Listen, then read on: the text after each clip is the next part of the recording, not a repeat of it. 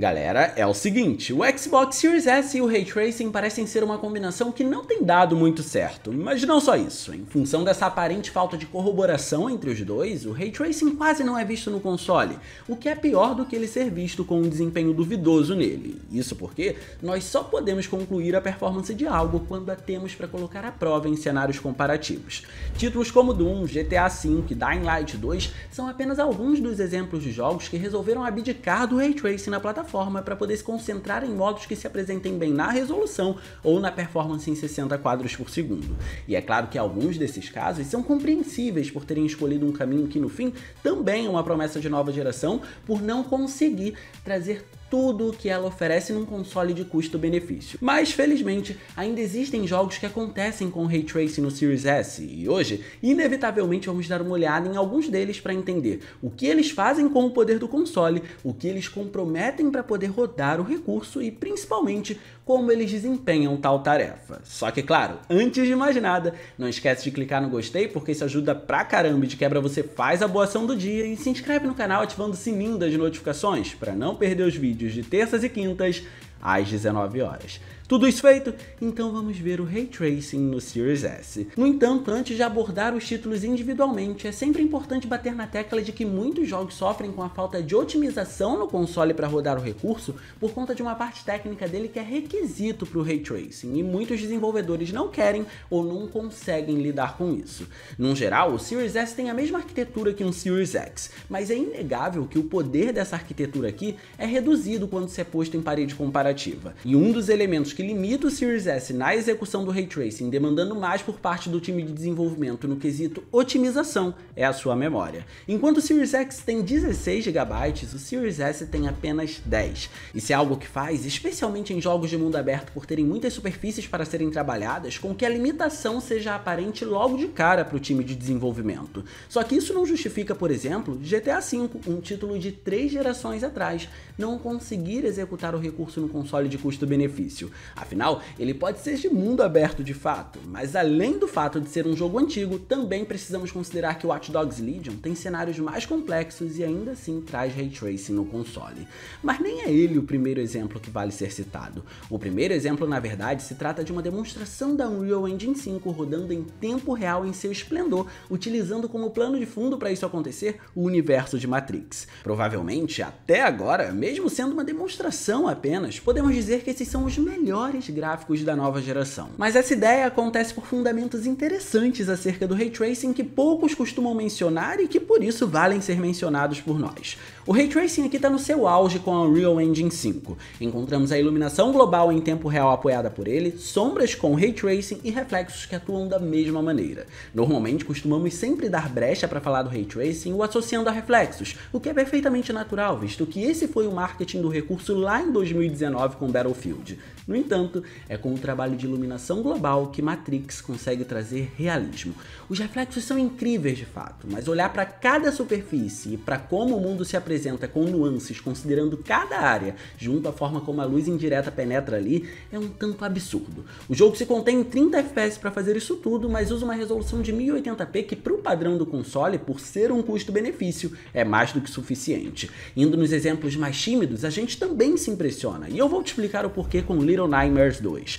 Esse jogo tem dois fatos curiosos. Ele é um game da geração passada e também é um game que roda na Unreal Engine 4. A Unreal Engine é, como a esmagadora maioria que acompanha aqui já deve saber, um motor gráfico de fácil manuseio e por isso apenas o Ray Tracing não seria algo surpreendente ao trazer um patch de aprimoramento em um jogo que foi lançado na geração passada. Então sim, o game roda com Ray Tracing, mas o caveado do assunto é que ele traz dois modos, um focado na qualidade da resolução, rodando em 1440p a 30 quadros por segundo, e o outro modo focado na performance, que traz 60 FPS com uma resolução dinâmica que fica em torno de 972p a 1080p. E precisamos valorizar logo de cara o fato dele ser um jogo que no Series S consegue atingir o 1440p. Isso é realmente algo interessante, tendo em conta que muitos títulos se satisfazem por uma segurança na performance para não correr riscos nesse sentido com o 1080p. Mas precisamos valorizar ainda mais o fato de que ambos os modos rodam rodam com Ray Tracing. Sim, o Series S não apenas deu conta do recurso rodando em 1440p, como também rodou o recurso em um modo com 1080p,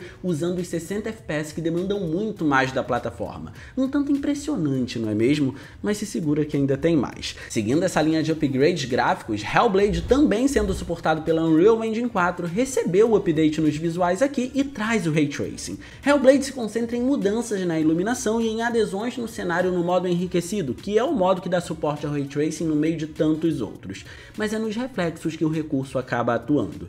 As outras adesões não têm qualquer relação com ele. Aqui, basicamente, o que acontece é que o jogo reestrutura todas as superfícies que antes eram amparadas pela técnica de espaçamento de tela para agora receberem reflexos em tempo real com o Ray Tracing. O que vale dizer é que essa mudança não gera desfalque para a performance original do jogo, que roda em 30 quadros nesse modo e atua com 1920 por 1080 pixels, o já conhecido 1080p.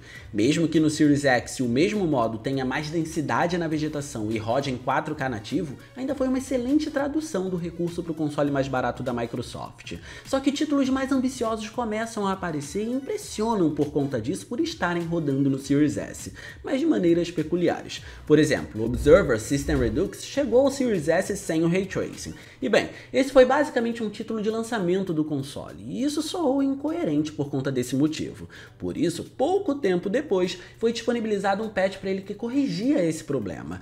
Mas o assustador quanto a esse fato é que as superfícies selecionadas para apresentar o Ray Tracing nos reflexos foram apenas as demasiadamente espelhadas, o que acaba perdendo um pouco da magia da técnica, já que o interessante é ver como os materiais distintos podem gerar diferentes tipos de reflexos quando o Ray Tracing está ativo. Só que mesmo com o recurso ativado, o game é ambicioso e mira nos 60 FPS, o que não acontece com Crysis Remastered, por exemplo, que foi salvo pelo Series S, mas não é esse ponto. Crysis Remastered possui Ray Tracing, mas de forma atípica também, mas no outro sentido. Ao invés de usar o hardware, ele usa o software para trazer o recurso. Isso foi uma tentativa de fazer com que os consoles como o Xbox One X e o PS4 Pro conseguissem executar a técnica, e eles conseguiram de fato, mas a performance ficou muito comprometida. Felizmente, o Series S, mesmo continuando com o foco em 30 FPS vindo do Xbox One X nesse modo, consegue estabilizar isso, tornando a experiência muito mais agradável com o Ray Tracing ligado. Mas para quem ainda é obcecado pelos 60 quadros, tem o Xbox Series S e gostaria de ver o Ray Tracing mesmo diante dessas condições, vale dizer que Metro Exodus é um jogo excelente para executar essa performance junto à técnica, e talvez seja a implementação mais inteligente do recurso em um jogo nessa plataforma. Metro Exodus, assim como diversos exemplos que nós já mencionamos, é um jogo da geração passada que foi trazido para essa através de um patch. Nesse patch, nós encontramos uma iluminação global completamente reestruturada para rodar em tempo real com base no Ray Tracing, considerando a informação de cor dos ambientes para ajudar em como a luz vai incidir em tal local, o que quer dizer que a cor de um objeto pode corroborar com a luz incidindo na área para afetar a atmosfera, gerando uma luz ou uma ambiência colorida no local. O impressionante, no entanto, não está necessariamente nisso ou no fato do jogo rodar em 60 FPS, mas sim em como ele faz para manter os dois juntos. Mirando nos 60 quadros e no Ray Tracing, Metro Exodus no Series S foca sua resolução em 1080p, mas pode descê-la para até 512p, um valor extremamente baixo de fato, mas que pode acontecer tão rapidamente para ajudar na construção do quadro que, junto do fato do anti-serrilhamento do game ser impecável, você quase não vai perceber nada na dinâmica da jogatina. Seu olhar tem que estar no mínimo extremamente treinado e procurando por algum defeito para poder identificar que a resolução desceu ali. Só que não menos importante, existem também os casos da ambiciosa RE Engine, que é a engine que dá suporte aos games atuais da franquia Resident Evil. E bem, Devil May Cry 5, que foi vendido novamente em forma de edição especial para essa nova geração e é amparado pelo exato mesmo motor gráfico, não recebeu Ray Tracing no Series S especificamente. Mas, nesse momento, todos os Resident Evil que rodam na RE Engine suportam o recurso. Não se sabe exatamente o motivo do hack and slash da Capcom não ter tido suporte aqui, já que ele almeja a mesma performance de 60 FPS que o Resident Evil almeja, além de rodar no mesmo motor gráfico.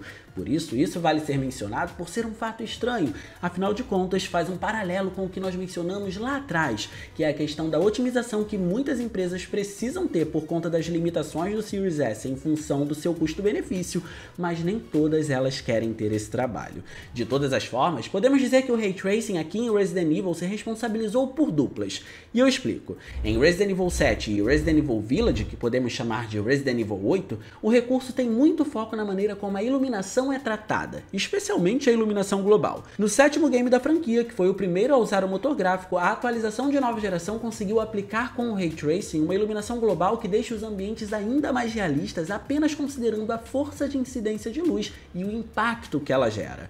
Algo que, logicamente, fez com que o jogo sofresse uma transformação se posto em parede comparativa com a versão original, usufruindo melhor dos cenários claustrofóbicos e com poucas fontes de luz. Já o oitavo considera tudo isso, mas como já foi feito pensando no Ray Tracing, ele trabalha melhor os detalhes, fazendo com que o Ambient Occlusion, que é o responsável por áreas ou objetos menores e mais discretos, tenham mais influência da técnica. Quanto aos remakes de Resident Evil 2 e Resident Evil 3, a iluminação global por Ray Tracing até existe, mas é bem limitada. Aqui os dois games se focam em remover aquelas superfícies que usavam exageradamente a técnica de espaçamento de tela em baixa resolução, que criava reflexos meio granulados, para poder aplicar algo mais refinado. Não são todas as superfícies que recebem o tratamento, e isso é importante de ser dito, mas a técnica tá lá, atuando nos reflexos muito mais do que nos games Resident Evil 7 e Resident Evil 8. Em Resident Evil 7 e Resident Evil 8, acredito que a questão dos reflexos é uma questão muito mais estratégica para evitar que você consiga ver o rosto do protagonista. Então são raras as superfícies que você vai conseguir ver o reflexo, apenas as que você não vai conseguir ver o rosto do personagem principal. De todas as formas, o Series S é uma peça muito interessante de hardware que com certeza vai dar muito o que falar ainda. E nós, também com toda certeza, vamos acompanhar. Esse vídeo serviu basicamente para frisar que sim, o Series S tem Ray Tracing e a gente precisa bater nessa tecla também. De todas as formas, me conta aí o que você achou e o que você espera do Series S daqui pra frente. Deixa aí no campo dos comentários que eu quero ler a sua opinião, beleza? E no mais, eu vou ficando por aqui. Eu espero muito que vocês tenham gostado desse vídeo. Se vocês gostaram, não se esqueçam de clicar no gostei, porque isso ajuda pra caramba e de quebra você faz a boa ação do dia e se inscreve no canal, ativando o sininho das notificações para não perder os vídeos de terças e quintas às 19 horas. Minhas redes sociais vão estar aparecendo por aqui, se vocês quiserem trocar uma ideia, sou todo ouvidos. Era isso, um grande abraço e a gente vai se ver na próxima.